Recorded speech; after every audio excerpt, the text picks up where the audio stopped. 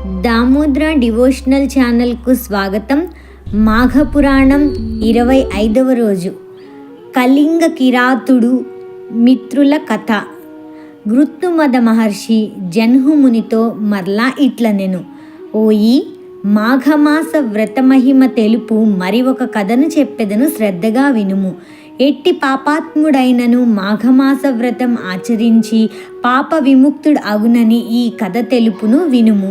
అతి ప్రాచీనమైన ఈ కథ శ్రీహరి కథా మహిమను తెలుపును అని చెప్పి మొదలుపెట్టారు. గత 3 రోజులుగా క్షీరసాగర మథనము, పారిజాత వృక్షం గురించి, తులసి చెట్టు గురించి, అలాగే దేవతలు పారిజాత వృక్షంను పూలను కోయడం వలన ఎలా నిర్మాల్యాన్ని తొక్కడం వలన ఎలా అయ్యారు, ఇలాంటి విషయాలన్నీ చూసుకున్నాం కదా. ఇంకా ఈరోజు కథ ఏంటి అంటే, పూర్వం ఒక కళింగ కిరాతుడు ఉండేవాడు. అతడు ఆ ప్రాంతంన సంపద కలవాడు, పరివారం కలవాడు. ఆయుధములను ధరించి పరివారంతో ఒకనాడు వేటాడుటకు అడవికి వెళ్ళెను. అనేక మృగములను వేటాడెను. అతడు మృగములను వెతకుచు అడవిలో తిరుగుతుండగా ఒక విప్రుణ్ణి చూసెను. ఆ బ్రాహ్మణుడు నర్మదా నది స్నానం చేయవలయునని బయలుదేరెను. మార్గమధ్యంలో ఆయాసంచే ఒక మర్రి చెట్టు నీడలో విశ్రమించి మరలా ప్రయాణం చేయదల్చెను. కిరాతుడు అతన్ని చూచి వాని వద్దనున్న వస్త్రములు, ధనము మున్నగు వాటిని అపహరించవలనని తల్చెను. తన వారితో వచ్చి ఈ బ్రాహ్మణుని వద్ద ఉన్న అన్నింటినీ బలవంతంగా తీసుకొనెను. ఓయి, నీవు దాచిన ధనము నిమ్ము, లేనిచో నిన్ను చంపుదునని కిరాతుడు బ్రాహ్మణుణ్ణి బెదిరించెను. ఆ విప్రుడును, నేను దరిద్రుణ్ణు, నా వద్ద ధనం ఏమీయూ లేదని సమాధానం ఇచ్చెను. అతని మాటలకు కోపించిన కిరాతుడు ఆ బ్రాహ్మణుణ్ణి ఖడ్గంతో నరికెను. ఆ కిరాతుడు అచటి మార్గమున ప్రయాణించు వారిని చంపి వారి నగలను ధనమును దోచుకొంచు ఉండెను. అతడు క్రమముగా అరణ్య మార్గముననే కాక పట్టణ మార్గమున ప్రయాణించు వారిని కూడా దోచుకొని చంపుతుండెను. అతనికి ధనము సంపాదించవలనని కోరిక విపరీతంగా పెరుగుతూ ఉండెను.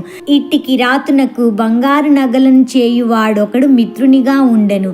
అతడును కిరాతుని వలె క్రూరుడు, వంచనాపరుడు. బంగారు నగలు చేయుచు దానిలోని బంగారంను హరించెడివాడు. కిరాతుడును బాటసారుల నుండి దోచుకున్న నగలను అమ్మమని స్వర్ణకార మిత్రునికి ఇచ్చెడివాడు. అతడును నగలమ్మి అందులో కొంత ధనమును తీసుకొని మిగిలిన ధనమును కిరాతునికి ఇచ్చెడివాడు. వీరికి మరొక శూద్రుడు మిత్రుడిగా ఉండెను. ఆమె తల్లి కూడా అట్టిదే. భర్త మరణించిన పిమ్మట ఆమె మరింత స్వేచ్ఛావర్తనురాలయ్యెను. ఈ విధంగా ఆ కుటుంబంన కుమారుడు, తల్లి ఇద్దరును కాముకులు, స్వేచ్ఛావర్తనులుగా ఉండిరి. అతని తల్లి చీకటిలో కామాతురయై తన విటుడు వచ్చు చోటికి పోయెను. చీకటిగా ఉన్న ఆ ఇంటికి ఆమె వద్దకు రావలసిన విటుడు రాలేదు. అతడు వచ్చునని ఆమె వానికై వేచి ఉండెను. అచటకు ఆమె కుమారుడు వ్యభిచారిణి, కాముకురాలు అయిన తనకి ఇష్టురాలైన స్త్రీ కొరకు వచ్చెను. చీకటిలోనున్న తల్లి తాను కోరిన ఆమె అని అనుకొనెను.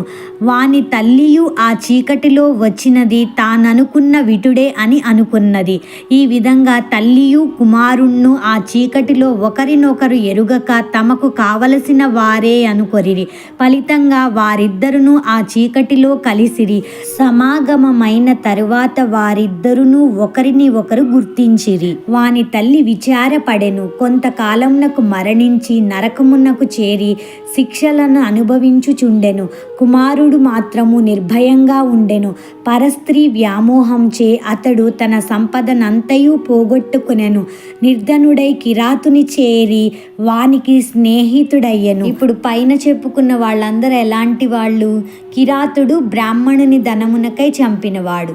సువర్ణకారుడు నమ్మి ఇచ్చిన నగలలో బంగారంను దొంగిలించువాడు. శూద్రుడు తల్లితో వ్యభిచరించువాడు. ఈ ముగ్గురికి ఇంకొక బ్రాహ్మణ మిత్రుడున్నాడంట. అతడు వారితో కలిసి వారితో పాటు పాపకార్యాలను చేయుచుండెను. బ్రాహ్మణుడు అవుటచే వాడు పురోహిత్యం కూడా చేయుచుండెను. వీరి కలయికతో పంచ మహాపాపములు ఒకచోట చేరినట్లయినది. బ్రహ్మజ్ఞానిని చంపినవాడు, కళ్ళు తాగువాడు, క్రూరుడు, బంగారమును అపహరించినవాడు, గురుపత్నితో రమించినవాడు, వీరు 5గురును పంచ మహాపాతకులు. బ్రాహ్మణుడు కిరాతుడు పంపగా గ్రామాంతరమునకు పోయెను. అతడు ఆ గ్రామమున శ్రోత్రియుడైన బ్రాహ్మణుడు ఒకరిని చూసెను. ఆ బ్రాహ్మణుని పేరు వీరపుత్రుడు. అతడు రుద్రాక్షమాలను ధరించెను. లేడి చర్మం దర్భలు చేతపట్టి ఉండెను. గోవిందనామములు పలుకుచు తీర్థయాత్రలు చేయుచుండెను. కిరాతమిత్రుడైన బ్రాహ్మణుడు వారికి నమస్కరించెను. బ్రాహ్మణ్యమును కోల్పోయి దీనుడై ఉన్న వానిని చూచి, నీవెవరు, ఎక్కడికి పోవుచున్నావని అడిగెను. అతడును, నేను బ్రాహ్మణుడను, కిరాతుని వద్ద పనిచేయువాడిని అని పలికెను. అప్పుడు వీరవ్రతుడు ధ్యానమగ్నుడై ఉండి కనులు తెరిచి ఇట్లనెను, ఓయి, నీవు చేసిన సమస్త పాపములను చెప్పెదను వినుము. నీ యజమాని బ్రహ్మహత్య మొదలగు పాపములను చేసిన వాడు మరియు హింసాపరుడు. వానికి బంగారమును దొంగిలించిన వాడు మిత్రుడు.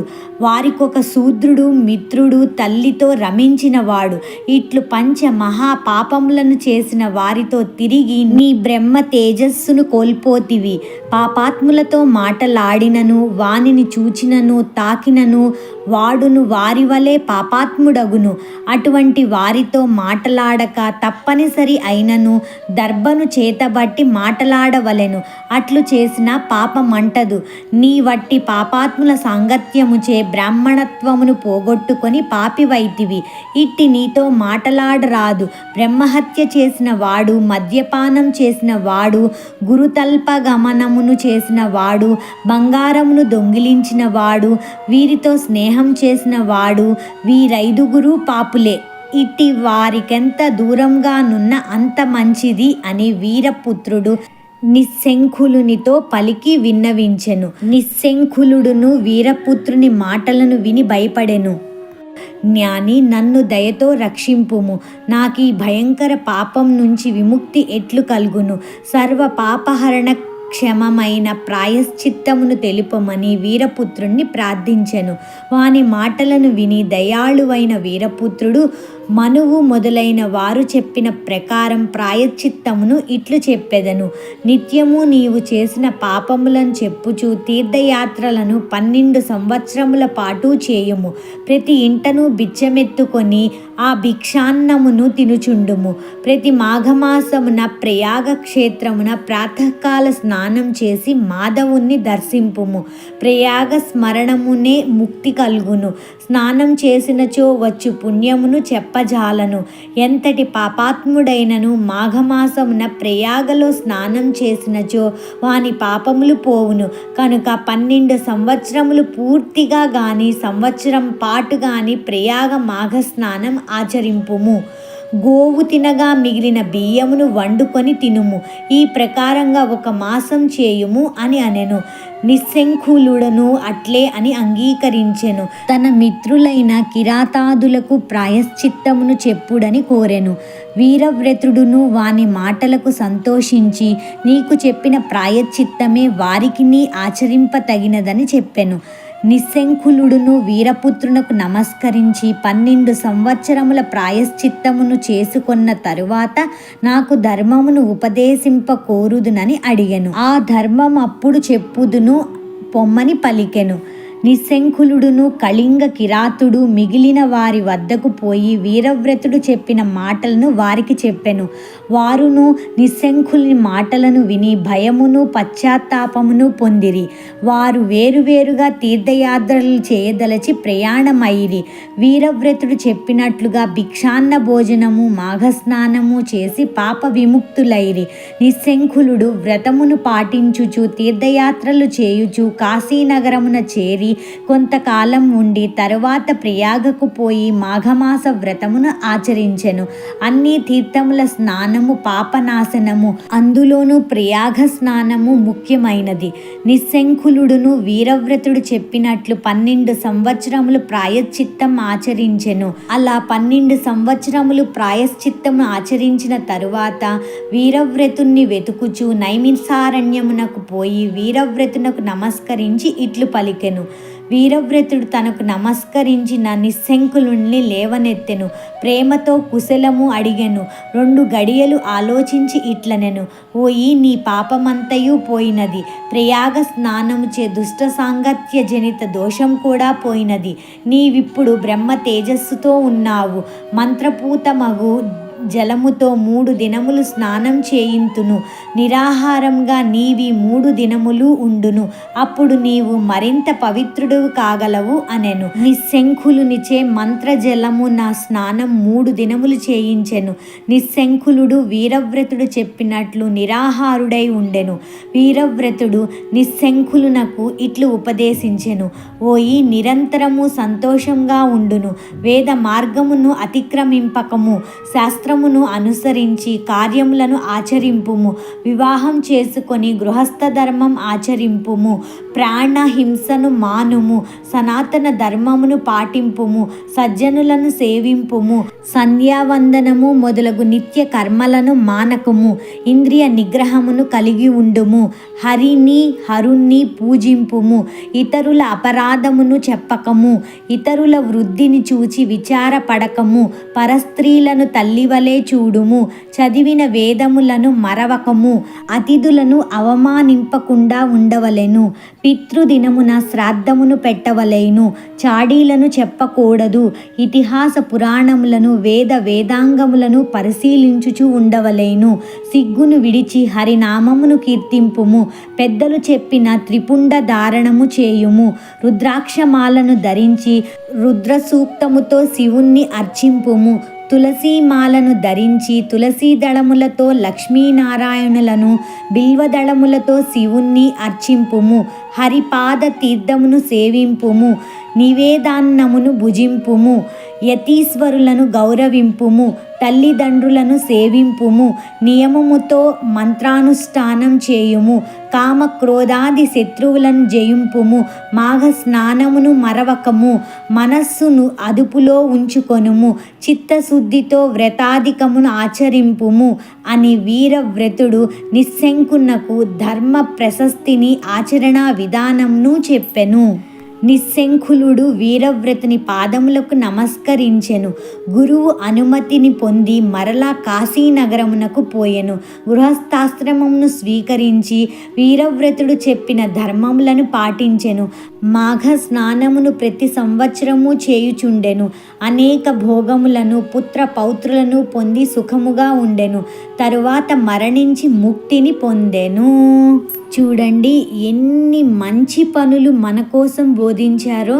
అసలు వరుసగా చదువుతూ ఉంటే వీటన్నిటిలో మంచిగా ఉండేవాళ్ళు 90% అన్నీ పాటిస్తూనే ఉంటారండి. ఎవరైనా కొన్ని పాటించకపోకుండా ఉంటుంటే అలాంటివి కూడా అన్నీ శ్రద్ధగా పాటించండి. అవన్నీ కూడా మన కోసమే. ఈ కథ ద్వారా మనకేమర్థమైంది, ఎంతటి పాపాత్ముడైనా పశ్చాత్తాపపడి ప్రాయశ్చిత్తం చేసుకుంటే పాపాల నుంచి విముక్తి పొందవచ్చు అని అర్థమైంది. మాఘమాస స్నాన పుణ్యాన్ని చేకూర్చి పాపాలను హరిస్తుంది అని కూడా అర్థమైంది.